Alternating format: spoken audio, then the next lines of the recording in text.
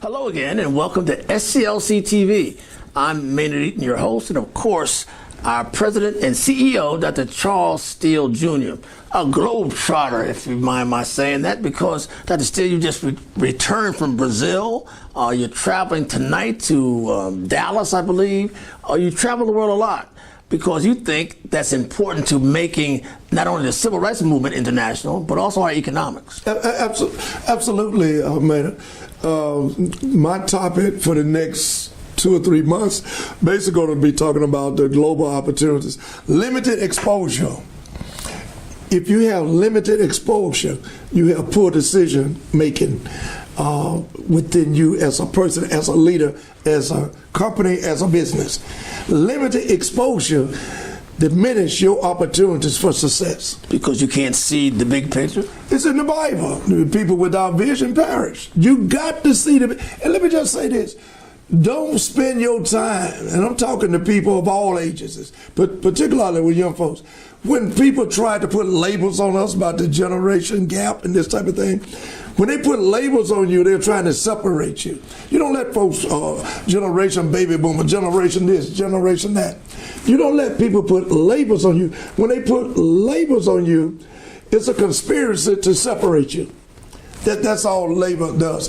And with the next generation, the generation after that, without having the previous generation guiding and setting the example for you, you're destined to fail because you're going to repeat some of the old so things that will be listening negative. and learning is part of your exposure. Yes, listening, learning, being exposed, knowing when to talk and knowing when to shut up. I'm going to shut up right now.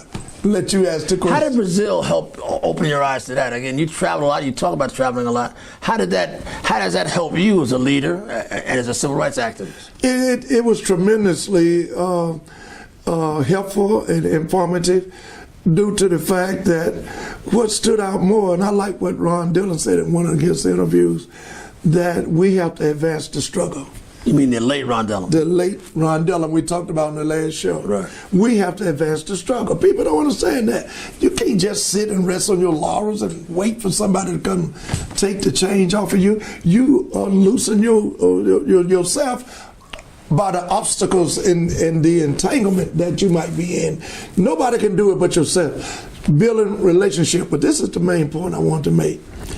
When you have vision, and you know where God is leading you, and you know where your opportunities are, and you know the wisdom that you have of getting the job done, you don't get in no argument or bring yourself down to people who can't see what you see. Many folks, and I'm the first to understand that you can't debate or issue of your closeness, of your concern that you're getting ready to elevate yourself to. You cannot debate other folks who are not at that level. You just don't talk about it. You go and you. It's a futile conversation because they don't get it. They don't get it. I mean, because they don't see it. You got to see it first, absolutely. And you know the best wisdom most people don't know. You and I was talking about this off the camera. How do you get wisdom? Making mistakes. I got a lot of wisdom. You can't debate me on that. I should be a wise man. Oh, you're a wise man. We all make mistakes. But Brazil opened your eyes to the depth and international focus of poverty, huh? Absolutely. And the have and the have-nots. Absolutely. You have, well, first of all, Brazil was the last republic or country that abolished slavery. I think we talked a few weeks ago, a lot of the southern plantation owners left when America abolished slavery in this country. They left and went to Brazil. Mm-hmm. That was the last bastion of slavery that was abolished, was out of Brazil. Tonight, you're traveling to Dallas, I heard. To say what? What's the news you're spreading there? Well, we talk at many colleges, but we're going to talk there in the venue of Dallas, Hawkins, Texas. We're going to talk about the fact that you limit yourself when you limit your exposure. I spoke, man, without being braggadocious, I spoke to 10,000 people in Brazil 2 nights in a row. And I spoke through an interpreter. First thing I said, this ain't gonna work. All right. You know, I'm fired up. I'm fire and brimstone. That's my style. You know, I'm articulate in bringing it home. So when I got the interpreter got fired up too. I said, we ain't gonna take it no more. We got the interpreter in Portuguese.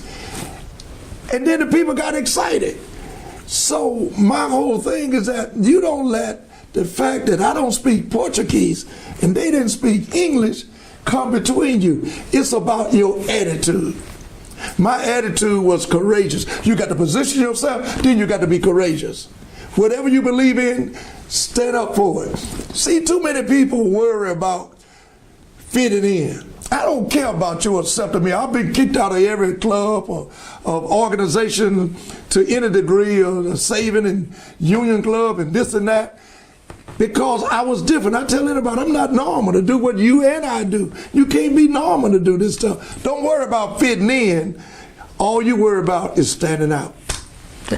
Ladies and gentlemen, our chairman, now our president, and our CEO, Dr. Charles Steele Jr., headed to Dallas tonight. This has been another edition of SCLC TV.